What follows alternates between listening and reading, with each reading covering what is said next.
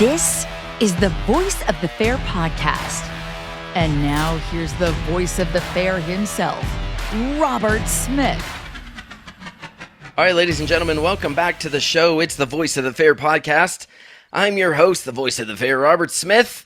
I got two great guys with me today from Minnesota, from the Wright County Fair in Minnesota, not to be confused with the Wright County Fair in Eagle Grove, Iowa, although I'm going to ask them about that because I'm guessing there is some confusion from time to time. We got Troy Beise and Troy Lindenfelser, the two Troys on the Voice of the Fair podcast. Welcome to the show, you guys. Hi. Hey, thank you. So, how's things up in Minnesota? Well, sun shining today, raining last night. I don't know. It's finally feeling like fair time. Yeah, and you guys run what? Did I see this the last week of June you guys run? July 22nd to 26th. Oh, end of July. So we're 40 days away. 40 days. So you're kind of getting into that, not completely crunch time, but time is starting to run short. It seems that way. And how's the fair looking this year? What do you guys got on tap for entertainment? So we have Wheels of Egg coming, Dangerous Feats of Comedy, Rock and Circus. We got a lumberjack show, and then Bonnie West, the strolling show, Shane Hanson's wife's new strolling show. Yeah. And then Gizmo the Robot for like our ground acts and stuff like that. And then we got quite a few bands in the entertainment tent. We got Zero Blow, Shag, Ragtown, Schizophonic, and the band If Nothing Else is the name. Wow. Now that sounds like a lot of entertainment. I'm not familiar with your fair, but it looks like you guys are not a huge county fair, and yet you bring in that amount of entertainment. How's that work out for you guys? We are, Troy can correct me if I'm wrong, I think we're like 8th largest in the state. In the state, okay. Yep. So what's your overall attendance there? We're running about 60,000. Okay, so moderate size for a county fair, but that's still, I mean, it seems like a ton of entertainment. You guys must have an enormous amount of like sponsorship support and local support from your community. Yeah, we've had a lot in, what's it been, 3-4 years. We've been going up every year on that end. And we actually revamped our program and bringing in more of the community to be partners with us, and that's made a world of difference. And we, as a board, have just totally really increased our entertainment compared to what it was years ago. So we're bringing in a lot more than we ever have before. That's fantastic.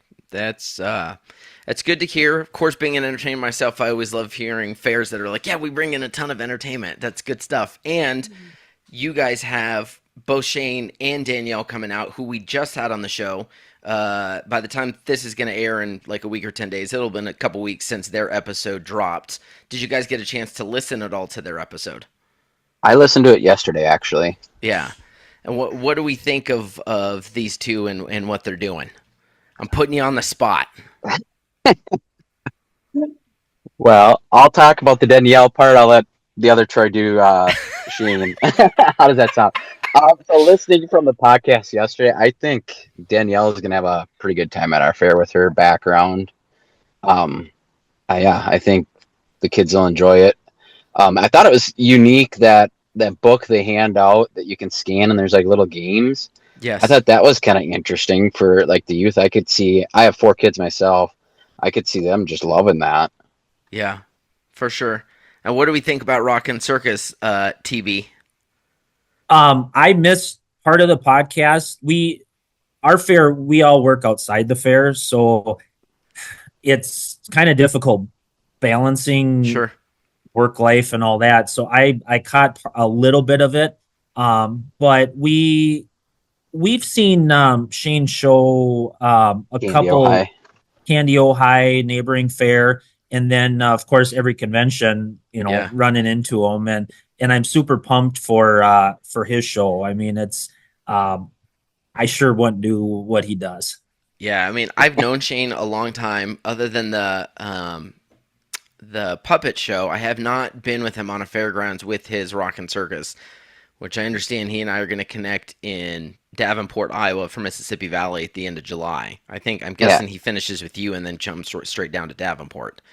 must. We actually Um, had his puppet show, I think, what, 2 years ago, I think it was? yeah. Something like that. So, but I look at the video of this guy jumping off like a 60-foot tower. Do we think he's crazy? Should he be seeking help for doing this? Uh, like again, there's no way, no, I can't, and I really envy the people that that can do that. I mean, and I think that's what keeps everybody's attention.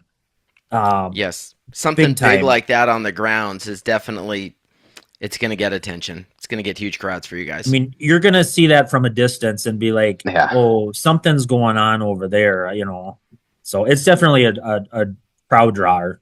Yes, for sure. Well, they've got good stuff. They're amazing people. I'm sure they'll do a great job for you. But let's take a minute here and get to know you guys. TB, you're the secretary on the board there at Wright County. Is your fair all volunteer? Uh, yeah, yep. Okay. We only hire maybe some ticketing staff. Okay. We have a ticket manager who's not a board member. He is paid staff, but very limited to just fair time. So otherwise, we're all strictly elected volunteers, essentially. Okay. Cool. So what do you do outside of the fair then? I do heating and air conditioning and facility maintenance for local school district. So I try to keep the walls upright and things keep the roof intact. I got a school district here in Albuquerque that could call you. It's every year come August, all we hear about is the first 6 or 8 weeks of school that none of the air conditioners are working and things are broken and it's 94 degrees in classrooms. And I'm like, people, it's 2026. We should be past this problem by now. Yes. Yep. Um, budgets are very interesting no matter what entity you're working with. Of course, especially when you're dealing with government. Yep.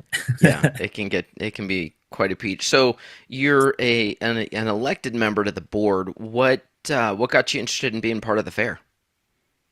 My family has been in hog production, and I mean, many years ago we were into dairy.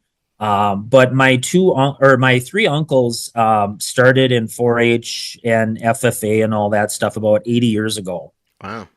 and then my dad came along, and we just continued. Livestock production, things like that, and getting into the county fair, Minnesota State Fair. And then my uncle was on the fair board for 51 years here. And then he retired about 4 years ago. And he was secretary for 30 years. Wow. Um, So and this isn't something new to you. You've got a lineage in this fair.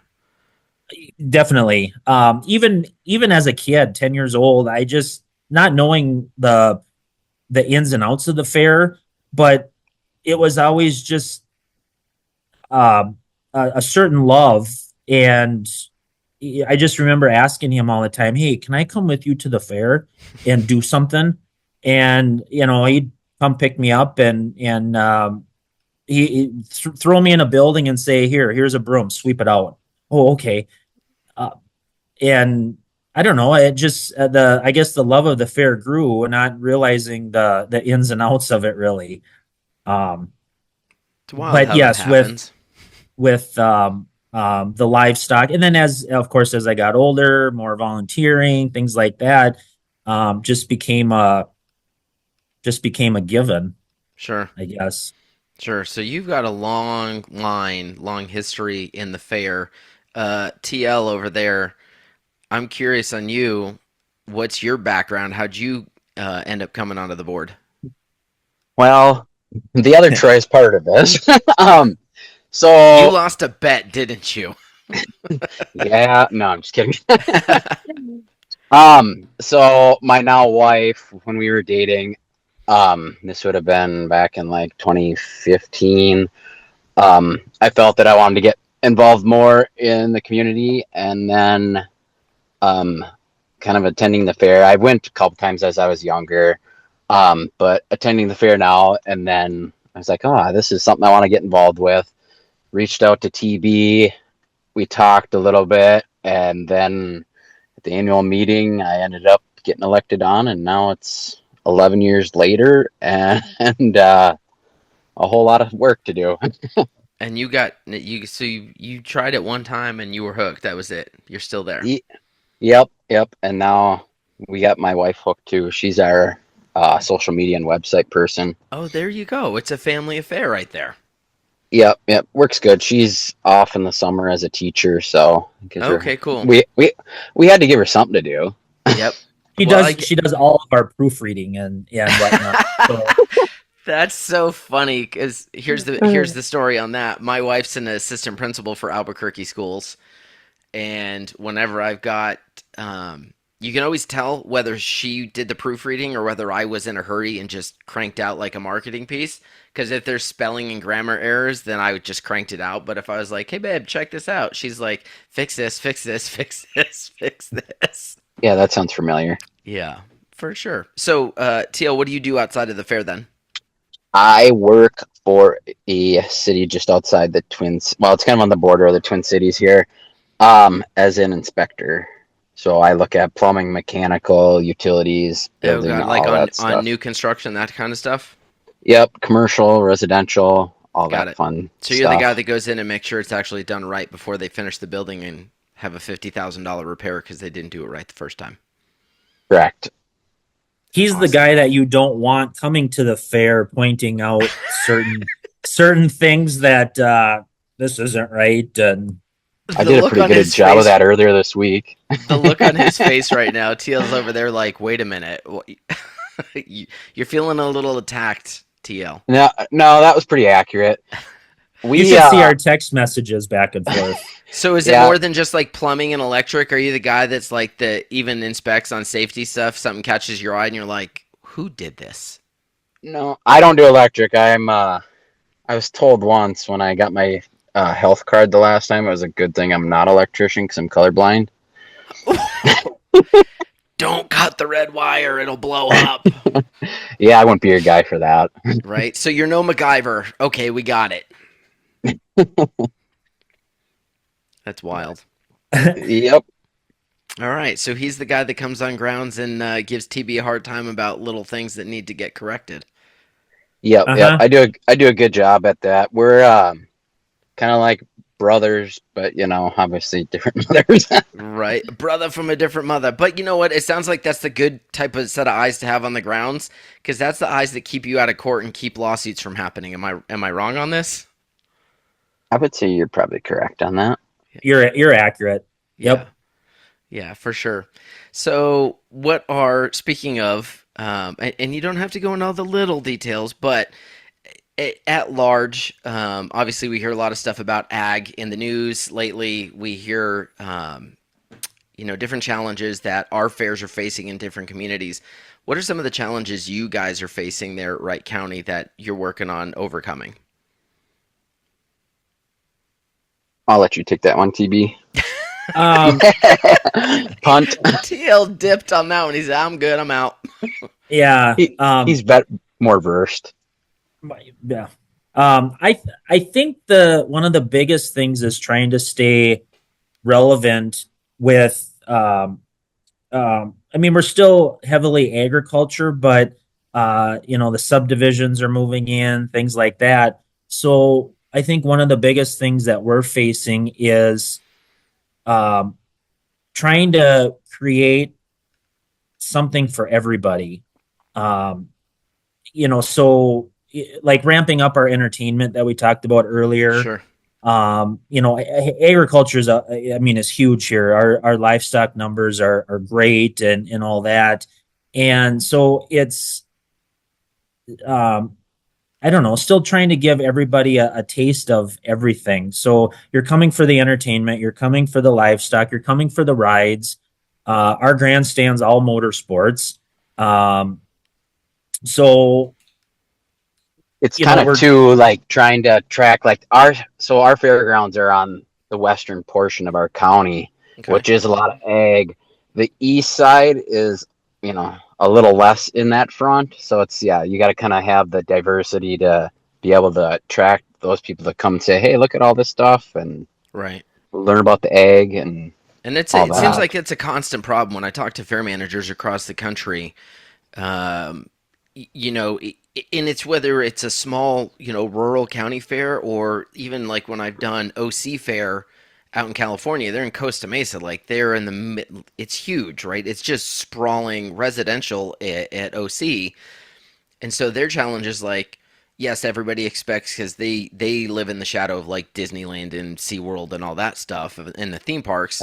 So then their challenge is, well, how do we even incorporate ag at all? And they do a fairly good job of it. But then I could see where more rural fairs like y'all's, you also have to balance where you've got a really strong ag presence, but then how do you draw the people that ag's really not their thing, but their money's still green. You still got to get them to come to the event. Yeah, Yeah. and I think that's where a lot of our variety comes in. So if you have those individuals just looking for, I just want to go to a demo derby, but we may bring in some other type of act or show, advertise something special that might catch their eye. So then Sure. you know what? Instead of just coming for the derby, I'm gonna come a little earlier and go look at whatever it was that I happened to see. Right. Um, Obviously advertising's a big piece, but the social media thing is, I mean, is huge. So I don't know. I think we're just trying to every social media thing that we do um, is different than the one before. So, like in other words, we're just trying to catch everybody's eye with kind of everything we got going. Sure. So we got a lot of variety And we through our try to, advertising. I do like most of like the entertainment booking, but like when I do that, I do try to bring in like an educational ground attraction along with these other ones Sure. too. So at least they can come and learn something fun. Like we've had Neil with the firefighter show. We've Yep. had I know Wheels of Neil. Ag now. This will be the second time this year. Agri puppets, you know, stuff like that to kind of give them some education, either if it's ag or even fire, you know. Yeah, for sure. So, what are some of the successes you've had? I mean, you talk about, and it doesn't have to just be entertainment based. Even a marketing campaign. What's some of the stuff that you look back on and you go, man, we really nailed that one. Um, Oh, you see, I'd say, TL wants to jump in on this one. He didn't want to jump in on the challenges, but the success, TL's like, yo, I got this. yeah, I'll I say from the mountaintops, we got a good fair. um Um, as far as success is, I don't know. I I, mean, we've been making a lot of strides. I feel like the past, I don't know, 5 years. I think we've made good impact. I mean, we changed our website. That was, I think, 5, 6 years ago, something like Sure. that. Where we have the access to like do all the editing, and that's what my wife does. So it's like, you know, say if TB needs something, he can text her or me and be like, hey, can you add this to the website? That's kind of helped us there. Um, I I'm going to jump in for just a sec, along with the website, and of course, because this is usually how I operate, I do things backwards. So I kind of used to take care of website, social media stuff, Hmm. and obviously it's changed and evolved from the 19 years that I've been on the board. But I started doing ticketing, online ticketing first, um, with our provider that we have. And of course, I would always get the grief is that it's backwards. You do your website first and build your ticketing. But anyway, that's the online ticketing. It's probably been about 9 years now for us. I mean, that's been a game changer, which is really huge. Um, And we I've will said And that for a maybe be long expanding time. it in the future. Yeah, I've said that for a long time on the ticketing. There was a time back in like 2000, I don't know, 15, 16, 17, where fairs across the country were still sending people to get like the mega pass or whatever it was to like the local bank or the local Yeah. grocery store, which yep. cool, I'm not against that because that if they're community partners, that's one of the ways you work together with your community. But I just look at it from a practical sense that mom is the decision maker for the majority of the time, whether we're going to the fair and how much we're going to spend. Like mom's the one. So do you want to tell mom at the end of a busy day, she's gotten off work at 5, she got to get home, get the kids fed, get them to soccer practice. Oh, by the way, could you stop off at Main Street Bank and buy your fair tickets? Or would you rather she's swiping through her phone when she's in bed at 9:30 and she goes, "Oh, honey, it's the discount pass this weekend. Are we going? Yeah, well, let's go." Boom, one click done. Which is easier for the buyer? Yep, exactly. And we've kind of shifted too with that, like with our participants, even like for like our grandstand stuff, like we've put all that online now, instead like mail in, like we did prior. And then we actually even we have camping on our grounds, and that actually is through our website as well. So it just makes it more accessible. Sure. Prior, we had a premium book that was, I don't know, 60 pages, I think. Like We used to 120. or 120, that we would mail out to everyone in the county and surrounding, and they would have to mail like that stuff back to us. Wow. But that's just what you did back then, Yeah. and Yep. it's just funny how things evolve, and Yes. um, but it's still creates. There's still no shortage. I mean, there's still a lot of work that goes into even trying to make it easier for the end user. Yeah. Well, and anytime you have friction, you're giving your end user an opportunity to go, it's too difficult. I'm not going to go. And honestly, I'm just going to say it, we've become a really lazy society. Like, how many of us, like, if we can't literally earlier, so this is Friday, June 12th, we're recording, like 2 hours ago, Facebook was down and people were running over to Twitter or X, whatever it is. What do I do? Facebook's down. I'm like, I don't know. Go outside, go for a walk, Run a few laps around the house. I tell like my kids that do all the the time. dishes. I mean, I think for the Gen X and older millennials among us who came from an age where we were analog, we had nothing, and now we come all the way up to where we're at now. I think we look at this and whenever Facebook or something's down, I'm like, oh, cool, I can go do something else. I think the Yeah. youngers kind of melt down over that. Yep. Yeah. And now kind of going back to like the advertising we were talking about too. Yeah. Now, I don't know if you follow our Facebook page or any of our stuff on socials, but TB and I get forced into doing videos now for our advertising versus Oh, just Lord. pictures. So it's actually kind of fun. I don't know.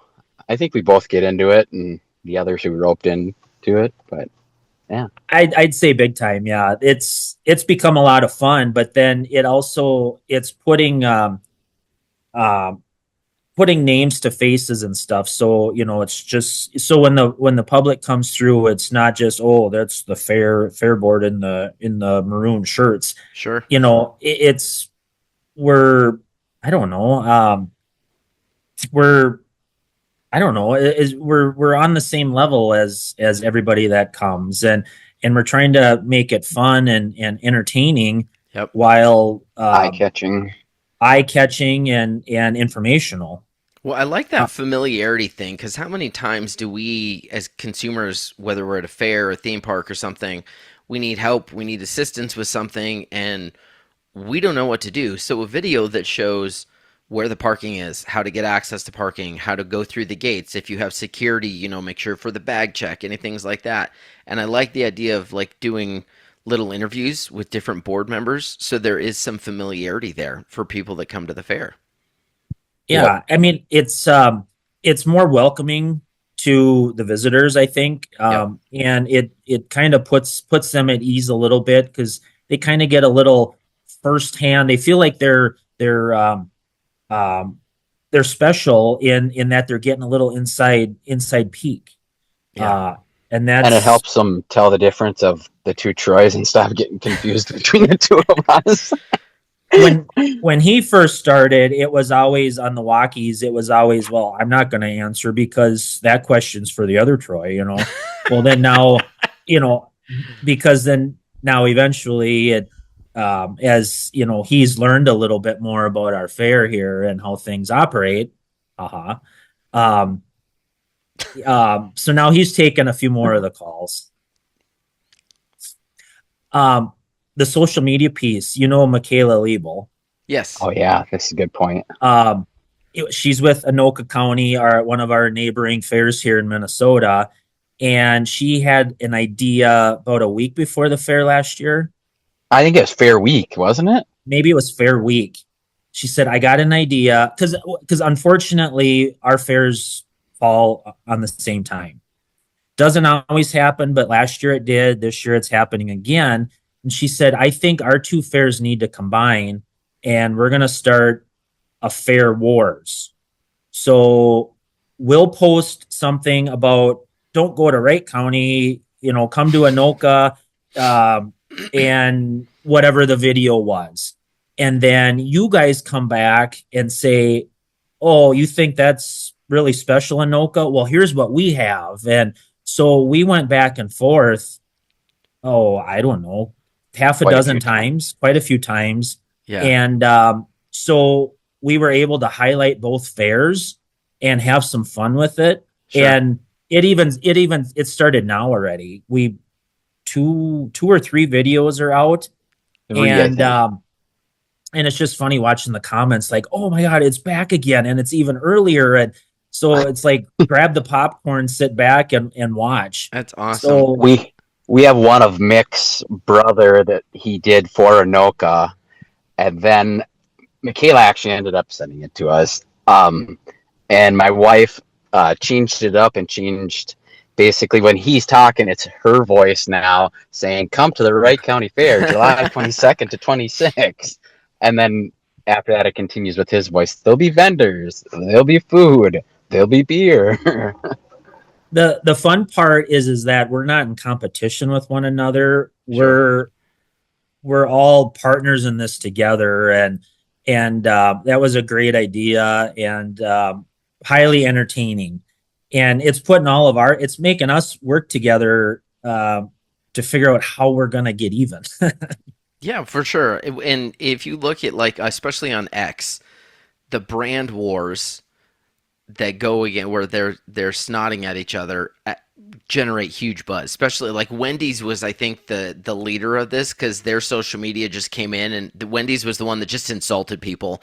And at first it's like, is that cool? And then you're like, it's funny. And that's it. And once you've got the hook set, everybody wants to go, what's Wendy's going to say, and now the brands go back and forth at each other. And there's like, it should be fun, and it sounds like that's what you guys are doing up there in Minnesota. Yep. I think that's actually where Michaela got it from, or Jenna, one of the two. Yeah, it's been fun. And I don't know,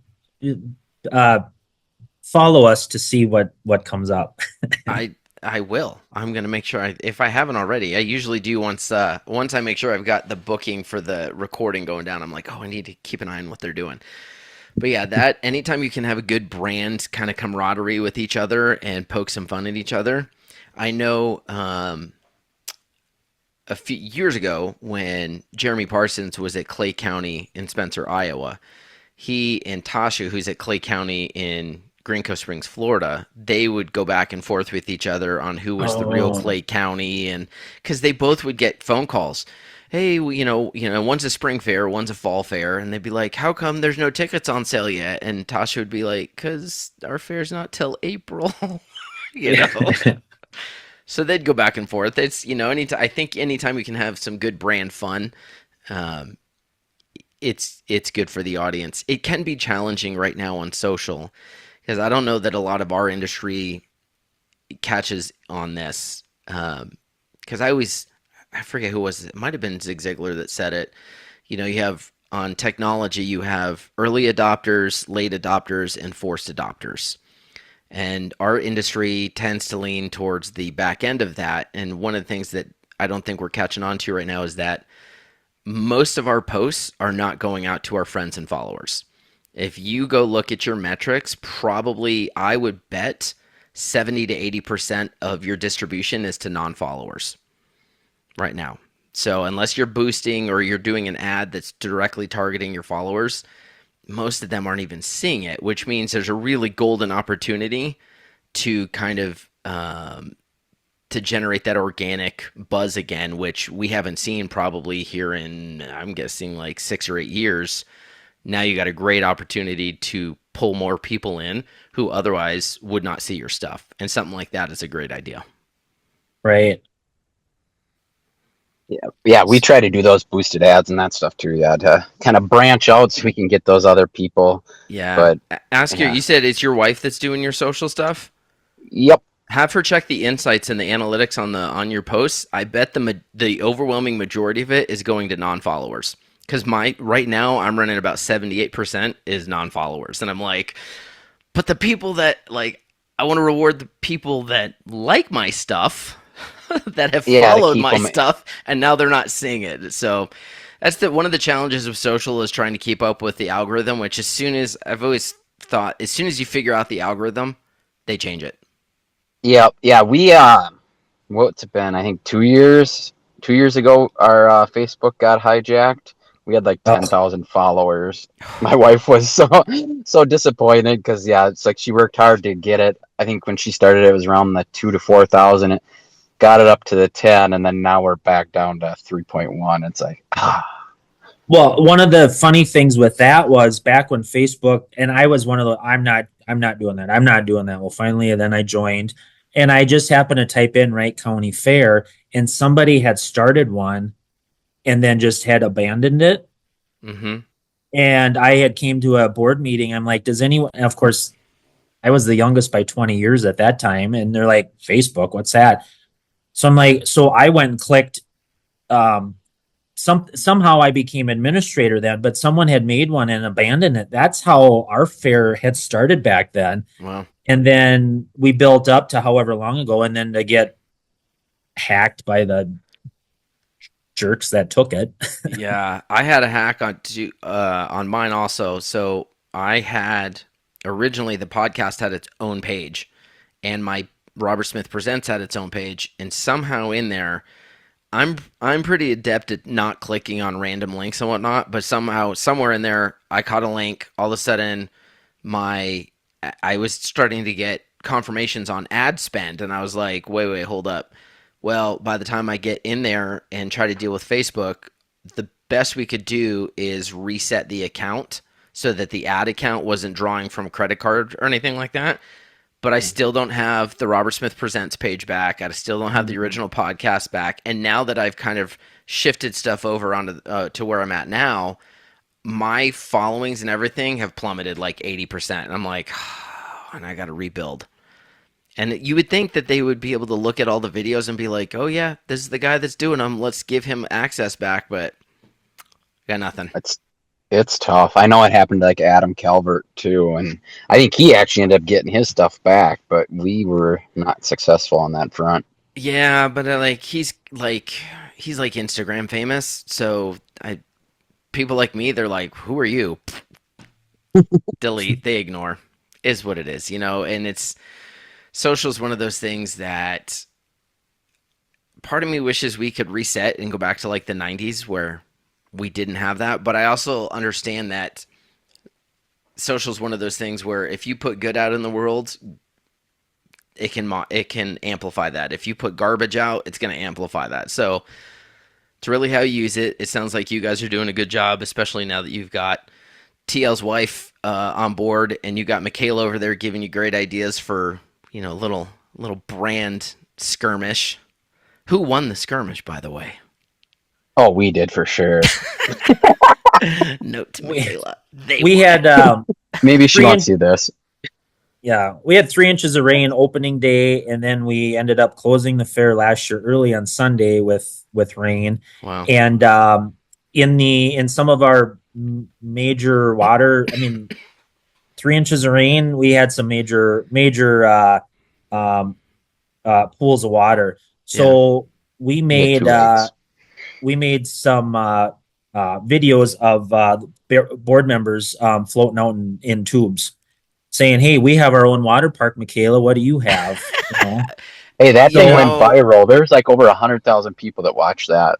I feel like that's something that, lemons and And lemonade, right? There you go. and we had to take we had to. I mean, what are you going to do? It's we're flooded, but you got to make the best of it and whatever else. And so I don't know. It was we had a lot of fun and learned a lot with it. So Nice. Well, I know you guys are here on lunch break, so I want to get towards wrapping up. But before we do, I read something that I could not believe about your fair.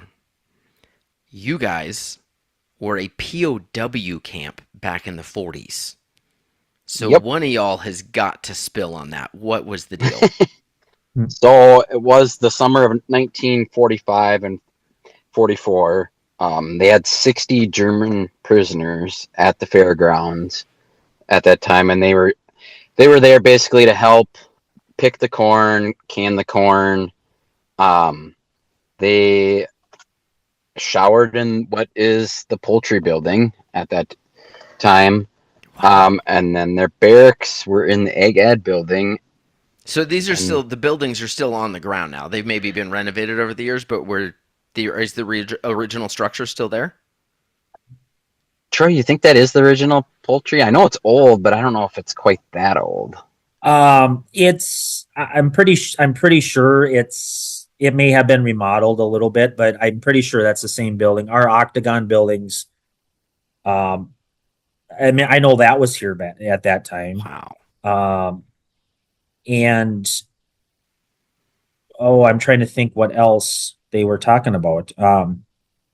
They talked about in like the news article too that they would go to a church that's in Winstead, which is just south of Howard Lake. That's where they would take them all in armored vehicles to worship, and then they'd take them back to stay at the fairground. They had private worship time and all that. Yep. Wow. So, That's cool. kind of wild. Like, and when you think about this, you would think that POW camps would be in Europe but no. And how Minnesota? Like, I would love to go back in time and be like, how did you pick Howard Lake, Minnesota? Like, why not Utica, New York? Like, yeah, it's wild. I wonder if it was like you guys were far enough inland at the time and isolated that they were like, that's a good safe spot to put these 60 people. Yeah. It would be nice to know a little more history on it. Yeah, to, kind Well, of TL, I think that's a job for you. There you go, TBI signed him. That's your job. Thank you. Thank you. All right, let me text that to my wife real quick so she can look at it. Oh, sure. Pass the buck. Okay. Our local historical society kind of came up with had presented some pictures and some articles, and it ended up on one of our news channels about a year or so ago. Yeah, 2020. And then at our 150th anniversary fair, we had dug into a little bit of that history as well, and had some displays and whatnot here, working with our historical society. But yeah, as far as the why, not sure. Like you were wondering, I'm not sure why we were chosen or why it was here. Yeah. That part never really what came through, I guess. Yeah, but, that might remain one of history's mysteries. Like, I see stuff like that on the history of some of our fairgrounds, and you always go, okay, why them? Like, because there's 1,000 fairgrounds they could have picked, even if it wasn't a fairgrounds. Like, why wasn't it Erie County? Jess Underberg, if you're listening, let's figure that out. Why was it Howard Lake and not Erie County, New York? Like, who knows, right? Right. And since fair's been started in 1870, and in 1874 is when it became here at the fairgrounds, and it's been here ever since in Howard Okay. Lake. The first 3 years it for 4 years it traveled around, and then the fourth year it came to Howard Lake, and then it's been here ever since. So, but anyway, our grandstand's over 110 now, maybe. Yeah, just about. But anyway, so yeah, a lot of those buildings are definitely still here. And It's just wild. Like our fairgrounds have such great history, and then it annoys me when I hear every now handful of years, usually coming on an election year, you have some politician somewhere, some state, some county that's like, oh, well, we need to just get rid of the fairgrounds and do something else with that land. And I'm like, do you guys not understand how important our fairgrounds are? It's not just 7 or 10 days in summer, like especially when some of these areas that are like when you look at the ones in Florida, they're staging areas for emergency response after a hurricane. Like, yeah, you don't get rid of our fairgrounds. They're some of the most important infrastructure we have in the country. Yeah. There's a lot that, if you're not on the inside, you don't realize what all goes into it and the different values. Because it's like, you get all your 4-H kids and FFA. For them, it's about their projects or livestock that they've been working with all year. Yep. And that end, and then you get like your grandstand participants, like your demos and tractor pulls and motocross, all that stuff, combine demo, that are more focused on that end, that don't realize, all of what's going on. Yeah. Well, and sorry, I was just to say, you look at just entertainers like myself, like my entire livelihood is dependent on that 7 to 10 days, but it's really not just on that 7 to 10 days. If you guys do well for that week of the year, but it's trash the rest of the year, you can't get, you're not used, that can jeopardize the future of the fair, which jeopardizes my future. Like, this is, call it the great circle of life here. Like, we're all dependent on each other. And I think our I continue to believe our fairgrounds are some of the most important infrastructure in the country. Definitely. And politicians or other people just forget that we bring the communities together. And I don't know. I mean, it's a concert or whatever else in the cities. That's just a few hours, and we are really able to bring so many communities together, and I don't know. It just, they can create memories to last a lifetime. Yeah. Absolutely. Absolutely, guys. Well, listen, I know you're here on your lunch break, and I got my question kind of answered about the POW camp, which is just, I think that's cool as hell that was an interesting bit of history. Where can folks find you if they want to learn more about the Wright County Fair? You can find us. TB, go for it. TB, it's you. Okay. Our website, wrightcountyfair.org. And we're July 22nd through the 26th. And follow us on social media, Wright County Fair / Howard Lake, Minnesota. And my phone's always on, and I pretty much am going to be living here till the end of fair. His phone's always on. So about 2 a.m. this morning, we're going to test. Well, I'll answer. I will answer. And if I'm the one on the other end, I'm going to be like, hey, can you book me for your fair? And you're going to be like, Robert, never. You called me at 2 a.m. It's over. Never say never. As secretary of the fair, I will always answer every email and every phone call. And yeah. Awesome. Guys, I appreciate you being on. So we have TB, Troy Beise. Did I get that right? Better one. The better one. And TL, Troy Lindenfelser, both board members at the Wright County Fair in Howard Lake, Minnesota. Guys, thanks for being on the show today. Thanks for having us. Absolutely. Thanks for listening to the Voice of the Fair podcast. For more information, visit robertsmithpresents.com.